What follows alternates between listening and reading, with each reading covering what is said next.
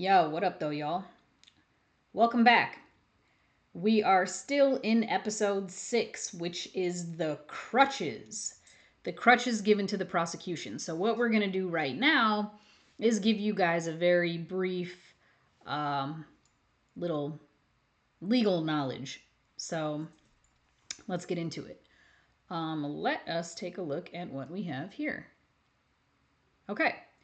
Here we have the definition of a hostile witness. So for those of you that don't know what a hostile witness is, it's a witness whose testimony is going to be adverse to the party that is calling them as a witness. So in the instance of the Bolanos trial, there were several witnesses that were on the witness list, the prosecution's witness list, that ultimately the prosecution decided not to call. So we, as the defense, decided to call those witnesses.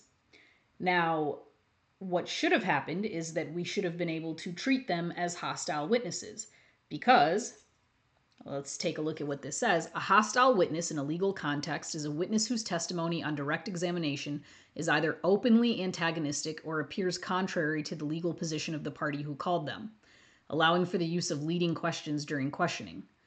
So, on direct examination, if this is going to be a person who we know that we're trying to extract information from them, and the information that we are going to try to extract from them is perhaps information that they're not going to be very happy with us extracting from them because they have essentially like they have something to hide, right? That's basically what it is. Like they're not going to want to come clean and tell us what it is that we're specifically asking because that would not be advantageous to them. So that's a hostile witness. Now, we're going to specifically be talking about Brett Foreman. Brett Foreman was a friend of Samantha Wall. He was an individual who had a crush, according to him, on Samantha Wall at some point in time. But more interestingly, he had a conversation with a woman by the name of Lydia Bates after the murder of Samantha Wall. And during this conversation with Lydia Bates, he made Lydia Bates very uncomfortable on the phone call that he had with Lydia Bates. Lydia Bates wrote a statement. She was questioned by the police, and she wrote a statement and basically said in this statement that she felt uncomfortable about what Brett Foreman had called her and began speaking with her about. Now, what did Brett Foreman say on this phone call to Lydia Bates? He basically was theorizing that if he were the murderer of Samantha Wall, what the steps that he would take to get away with her murder. Now he gets on the stand and says that he never said if it was me. He said if it was somebody. But the bottom line is this. Your friend, somebody that you know, was murdered. It is highly inappropriate and quite frankly very weird that you would theorize at all about her murder and or how someone would get away with it. Like he was quite specific, and it was very strange how specific he was in regards to the things he was saying. He said that he would have parked away from the location of the murder. He would have used his credit card at a movie theater to buy a ticket to give himself an alibi. He would have left his phone either in the car or at home, like basically not take it to the scene of the murder. Yeah, like first of all, like I guess like crime 101 is like don't take your phone with you because what the fuck, everyone's tracking that these days. But it was more so those were the things that made her uncomfortable, and it was more so the fact that he went into great detail about the manner in which he would cover his own tracks if he were the individual to commit this crime. So he was questioned, and let us take a look at how we were not allowed to treat him as a hostile witness. And keeping in mind this definition, again, a hostile witness is someone called to testify by one party in a legal case, but their testimony is either openly against the party who called them or seems to contradict their legal position. Well, his testimony would for sure be against our position, right? Because our position is defending Bolanos and proving his innocence and saying, pointing out certain people that are potentially better suspects than Michael Jackson Bolanos, which quite frankly, seemed to be so many people throughout the entirety of this trial. There were so many people that were just incredibly questionable. But let's take a look at how this went. Let's look at what he had to say. So stay tuned. Brett Foreman. Do you know what this room? Yes, I believe so.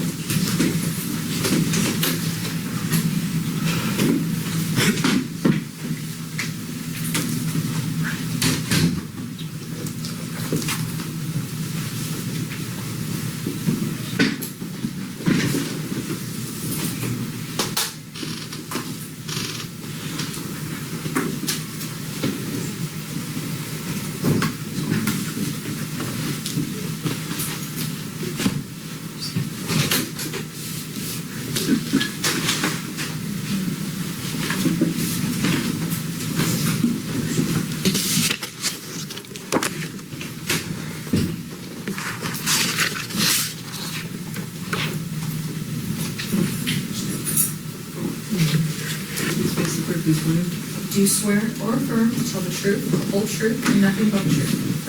Thank you. Be seated.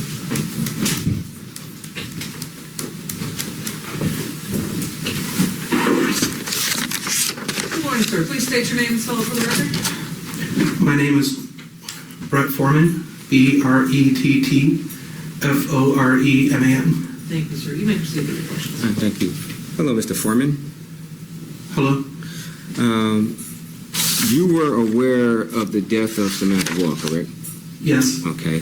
And at some point in time, you had an occasion to speak to Lydia Bates about it. Okay. And during this conversation, you told her if this was you who committed the murder, you would do a number of things, correct? Objection, leading. I believe I can. You are leading, sir. Okay. If I might, that was also vague. Sorry. There's an objection. Please rephrase your question. I mean, permission to treat this as a hostile witness. There's been absolutely no showing whatsoever that this witness would be hostile. Counsel, can you approach?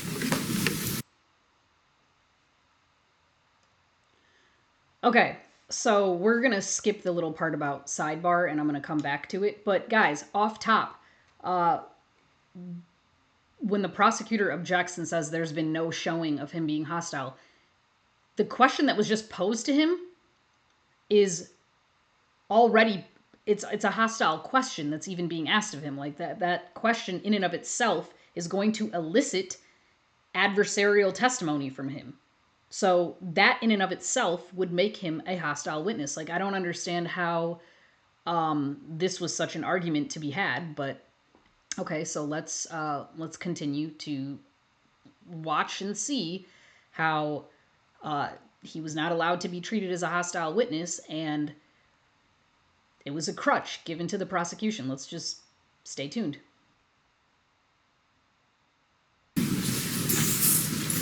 Now, Mr. Foreman, how did you know Samantha Wall? I met Sam for the first time in the summer of 2017 in a bar in a mall at a Young Democrats of Michigan event. We were both Democratic political professionals at that time. Okay. Did you ever express, you had a conversation with Lydia Bates, did you? I recall a phone conversation a few weeks after the incident. Okay.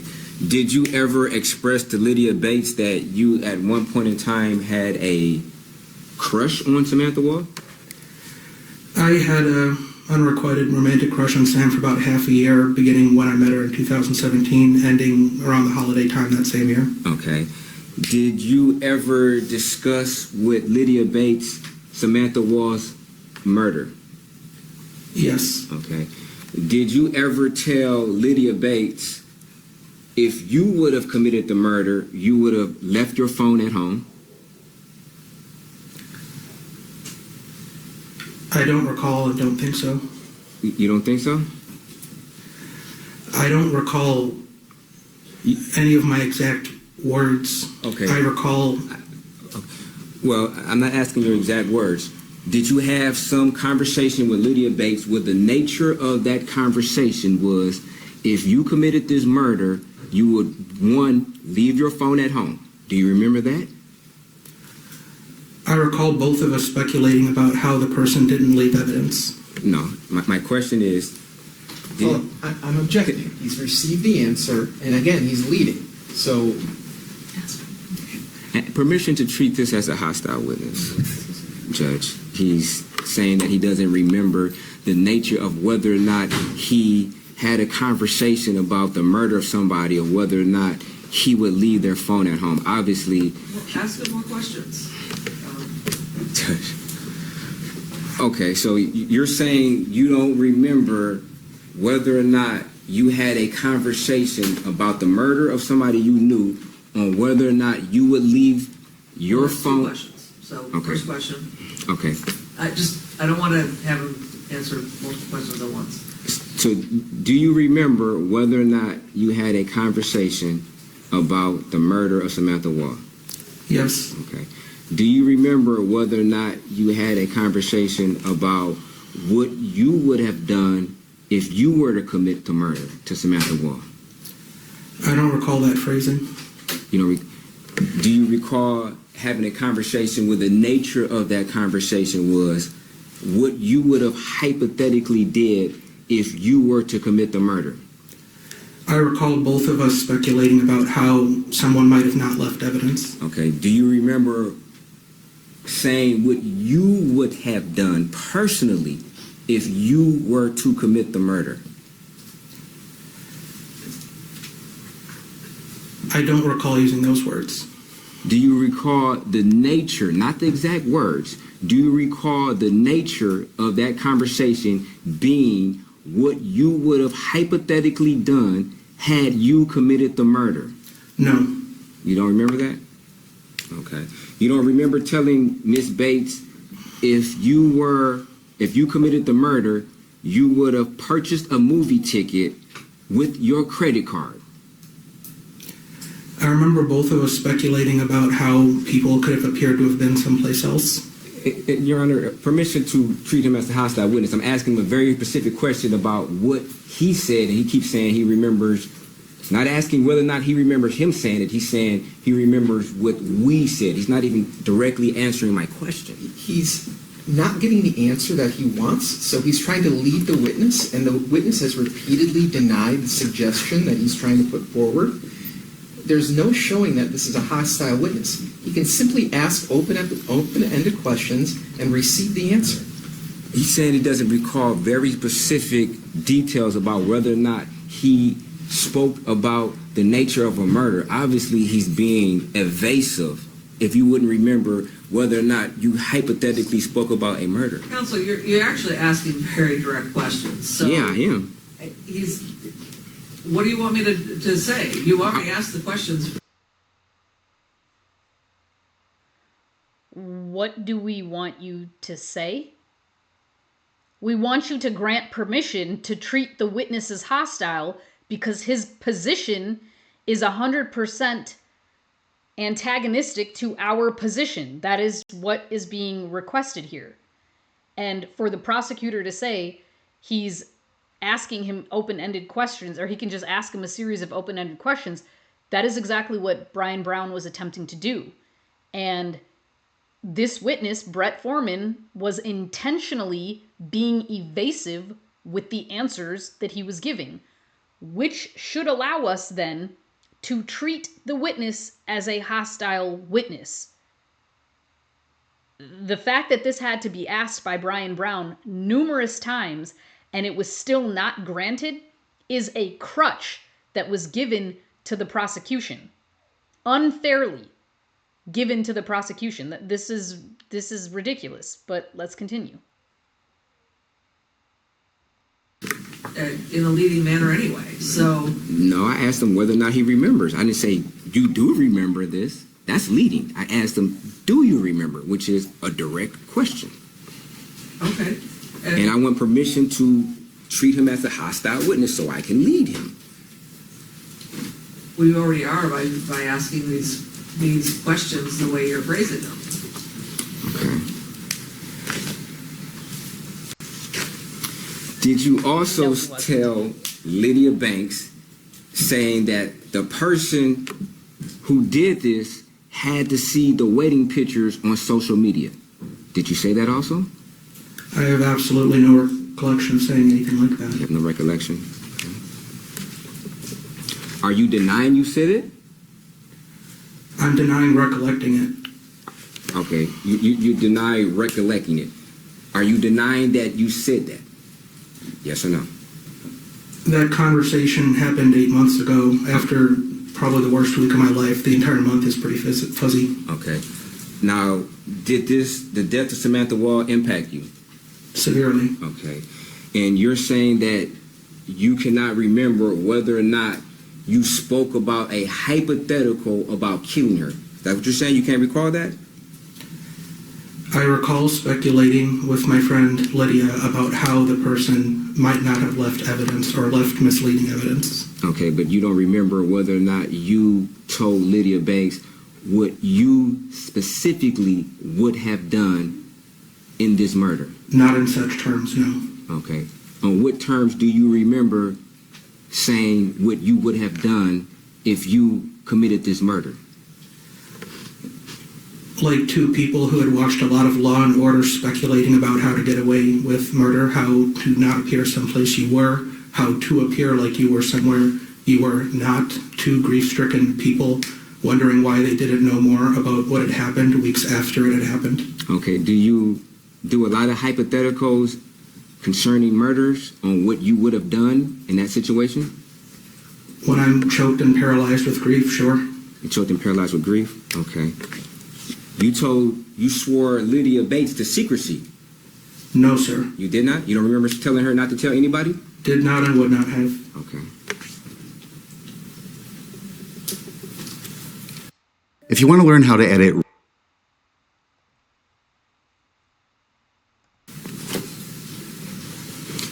Did you tell Lydia that you should leave your phone away from the scene because the police can trace and track your phone?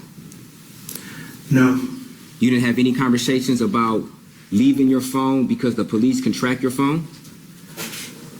Only speculatively about how a person who thought they were going to do something illegal could appear not to have been where they were. Okay. Do you think that's appropriate conversation to have, considering you did have it, with, like you say, after the death of who you say made you grief-stricken? Objection. Whether it's appropriate or not is irrelevant. I can ask him a direct question, whether or not he thinks it's appropriate. How is that not relevant? Well, appropriate conversations, rephrase it. Do you? That's subjective. Do you? I'm asking him how he felt. I mean, it's a subjective question to the witness on how he felt. I'm not asking him, is it an objective feeling that anybody should feel a particular way? I'm asking him specifically how he feels about his actions. I am confused by your question. Okay, well, I'll ask again. Guys, some of this testimony is just absolutely laughable. This guy is confused. He's confused about the question of, do you think it is appropriate to have a conversation speculating about how to get away with murder of your friend? Do you think that is appropriate? That is somehow confusing to this man. How? And then the judge is like, well, that's subjective. That's the point. That's the point of the question, guys. What? It's the absolute point. Do you think it's appropriate? I don't even understand. Some of this was just so ridiculous, the stuff that happened during this trial, but okay. Do you think it's appropriate for you to give hypotheticals about how somebody could commit a murder in a situation where your friend, what you say your friend, just was just murdered? That's a pretty straightforward aspect of how you try to figure out how anyone did anything. Oh, okay. A person who tries to stop fires from breaking out in a building looks at the building and says, if I were a fire, how would I burn this place down? And then they use that line of thinking to try to make the building harder to burn down. A person who wants to figure out how a killing happened asks themselves, if I wanted to do this horrible thing, how would I have gone about it? Okay. And you expressed that. Thank you for saying that. And you expressed those very opinions on how you would do it to Miss Bates, didn't you? We speculated together. So she gave her input too, is that what you're saying? We were trying to figure out how what had happened in a way that information was not left behind, that an arrest had not been made yet. We were choked with grief, and we were speculating. Okay, so what you're saying is, just to be clear, are you saying that Lydia Bates also proposed hypotheticals of what she would do? Is that what you're saying? She speculated as to how it could have been done, why it could have been done, who it could have been done by. Okay. My question is, did Lydia Bates speculate on what she would have done if she was in that position? Objection calls for hearsay. Stand. So you said that there was a back and forth of speculation, correct? Yes, I would liken it to two people who've seen a lot of crime drama TV trying to brainstorm what happened to their friend.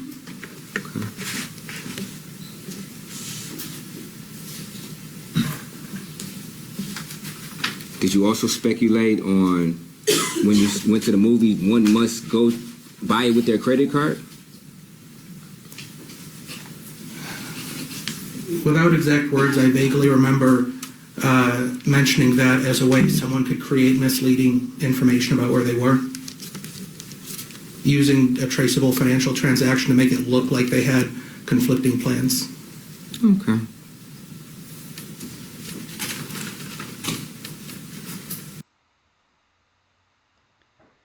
Guys, aside from the fact that this guy is just super weird, like honestly he is. His testimony is super weird. Everything he's saying is super weird.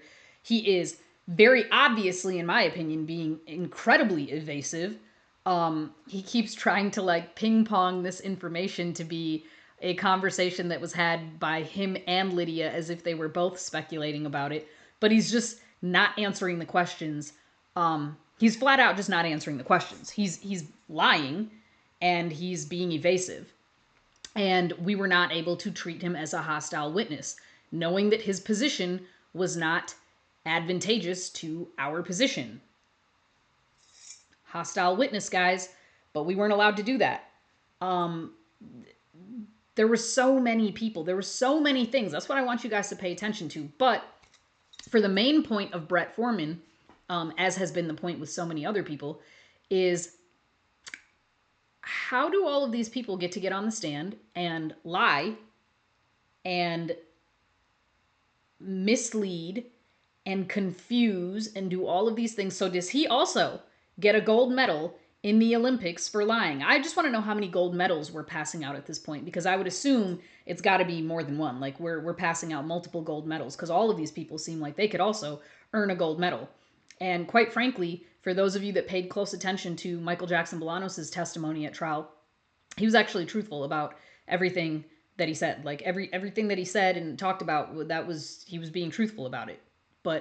And he was on the stand for days. He was on the stand for days. These people were on the stand for like 10, 15 minutes apiece and told a multitude of lies in that short amount of time. He was on the stand for days and was truthful with his testimony. So where are the consequences for all of these people? Where are the consequences for it? And again, this is under the topic of the crutches that were received by the prosecution throughout this entirety of this trial. This is just another example of a huge crutch that was given to them. Our inability to be able to treat an obviously hostile witness as hostile. That's insane. Okay, stay tuned.